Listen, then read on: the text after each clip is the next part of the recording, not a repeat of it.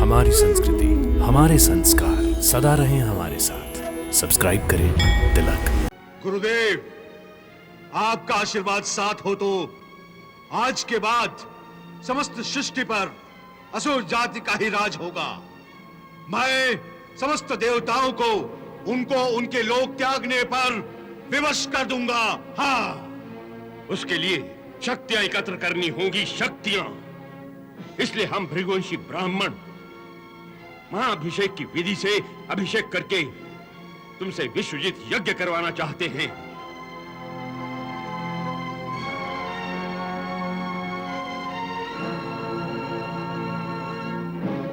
जो आज्ञा गुरुदेव। यशस्वी भव। महाराज बलि की, महाराज बलि की, महाराज बलि की, महाराज बलि की, महाराज बलि की,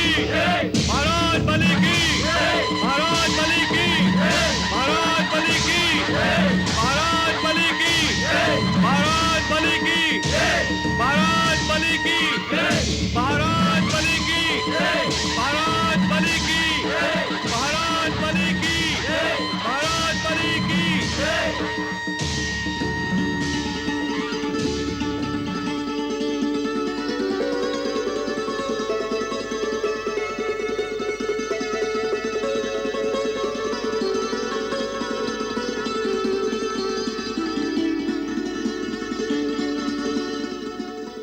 सभी सभासदों और असुर लोक निवासियों की ओर से मैं गुरु श्रेष्ठ शुक्राचार्य के चरणों में शीश झुकाकर उनका धन्यवाद करता हूं कि उन्होंने अपनी अमूल्य विद्या से हमारे महाराज को फिर से जीवित करके पूरी असुर जाति पर उपकार किया है।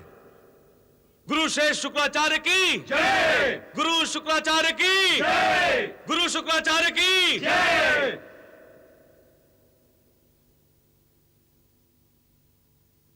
महाराज बलि, मैं भार्गव शुक्राचार्य तुम्हें असुर जाति के सबसे महान, सबसे अधिक शक्तिशाली और तीनों लोकों के विजयी राजा के रूप में देखना चाहता हूं।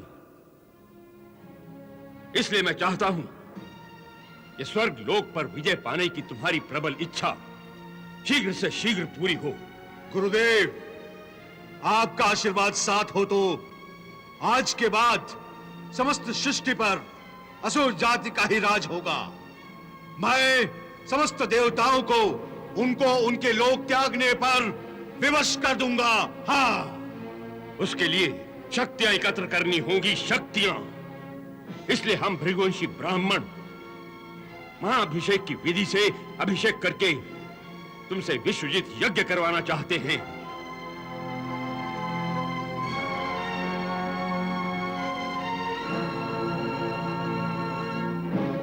जो आज्ञा गुरुदेव। यशस्वी भव।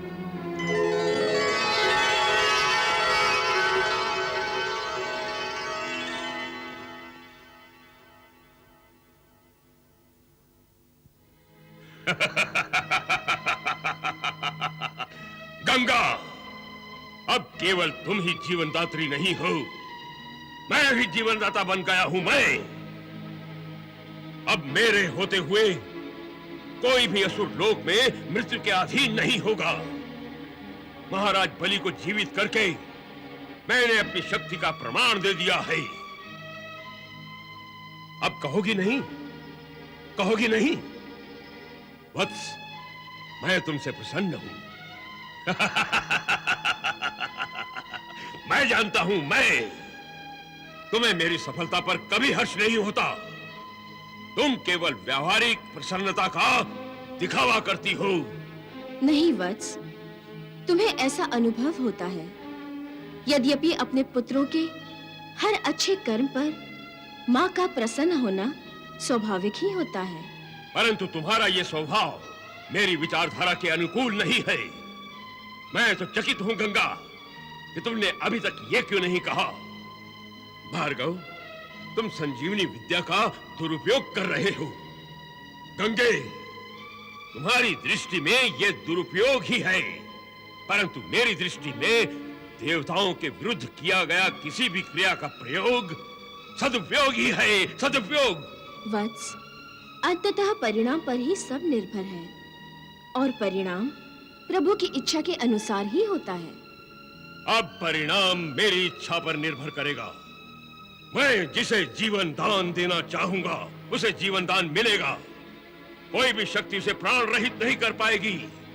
भार्गव, क्या तुम्हारा ये कर्म, ये कार्य सृष्टि के संचालन में हस्तक्षेप नहीं होगा? तुम महातपस्वी के साथ-साथ महाज्ञानी भी हो।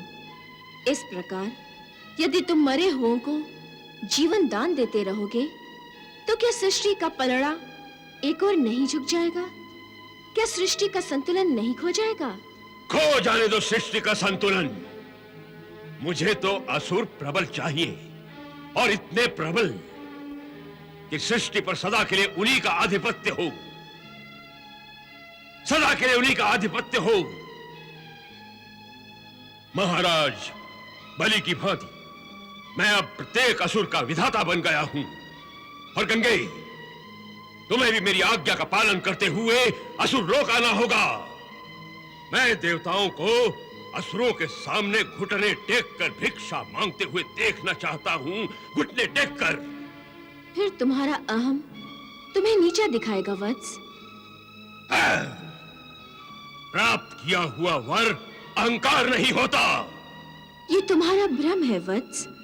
सृष्टि का नियम बनाए रखने के लिए प्रभु को बहुत कुछ परिवर्तन करना पड़ता है, बहुत कुछ असंभव संभव करने पड़ते हैं और बहुत से संभव असंभव तुम्हें पता भी नहीं चलेगा और तुम्हारा निर्माण ही तुम्हारा विनाश कर देगा।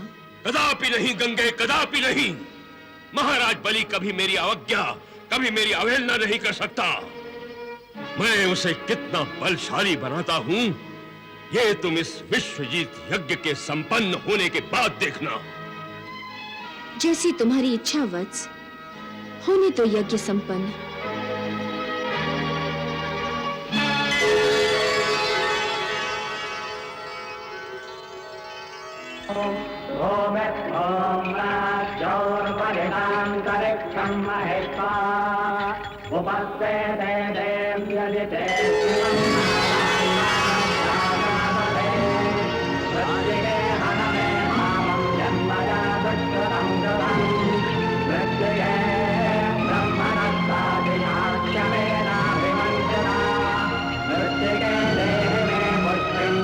देवेंद्र, यदि विश्वजीत यज्ञ पूरा हो गया तो बलि अजेय हो जाएगा।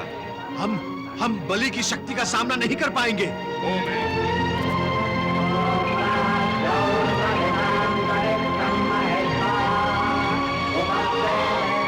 इस यज्ञ को ध्वस्त करना होगा।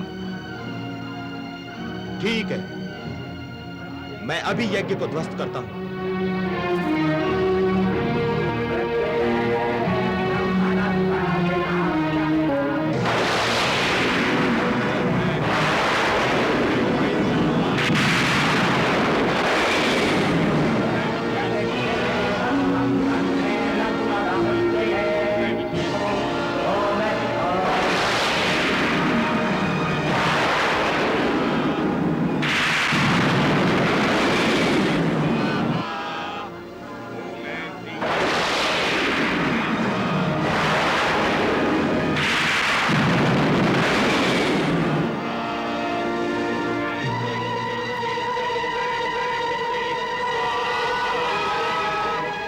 अवश्य भार्गव शुक्राचार्य ने अपने तपोबल से पूरे यज्ञ स्थल को कोई अविनाशी कवच पहना रखा है, इसलिए यज्ञ की सुरक्षा हो रही है।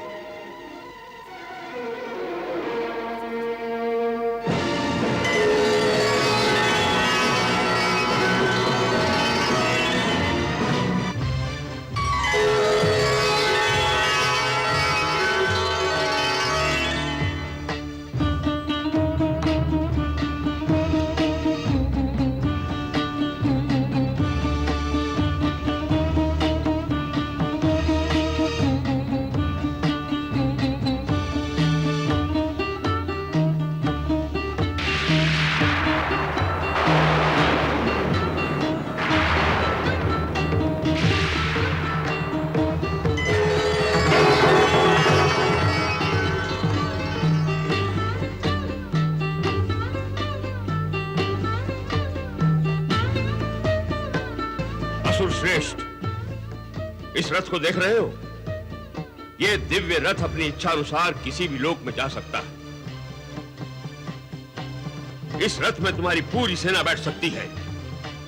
कोई भी इस रथ का भेदन नहीं कर सकता और कोई दूसरा रथ इस रथ से आगे नहीं जा सकता।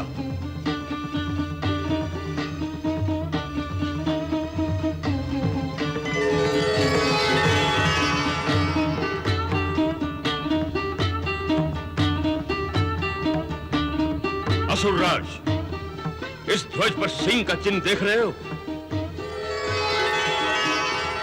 जी। आवश्यकता पड़ने पर यह सिंह स्वतः इस ध्वज से बाहर आकर अपने शत्रुओं का संहार करता है।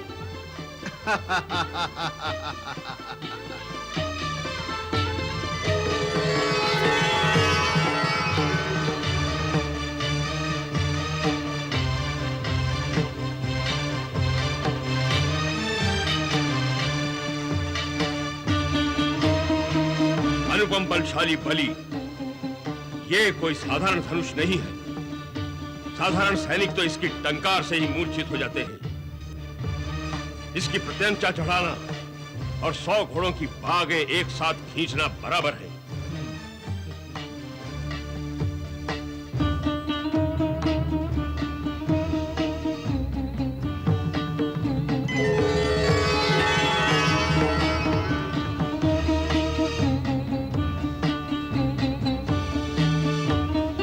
ये अक्षय तर्कश है।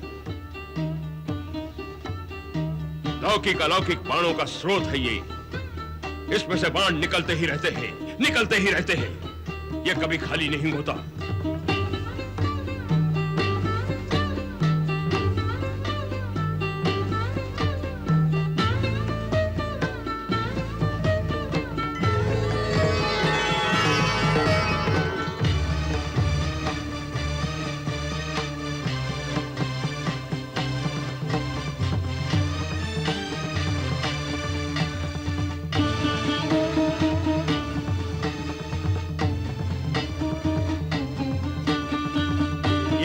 कवच है जिसमें किसी भी प्रकार के अस्त्र शस्त्र प्रवेश नहीं कर सकते।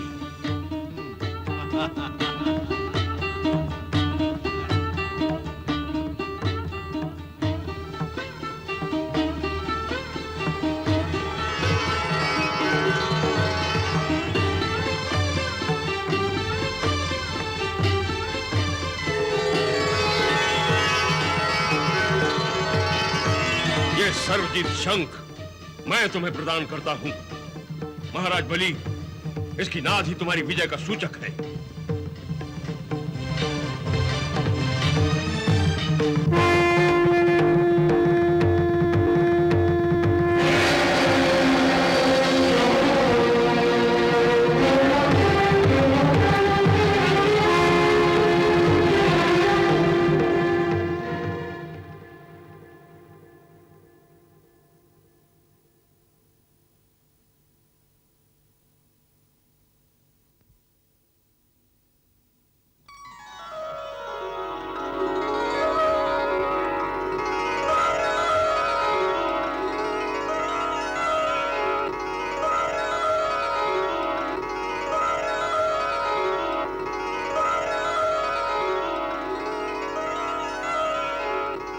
गुरुदेव, अब आप मुझे जो भी आज्ञा देंगे उसे पालना मेरा परम धर्म है।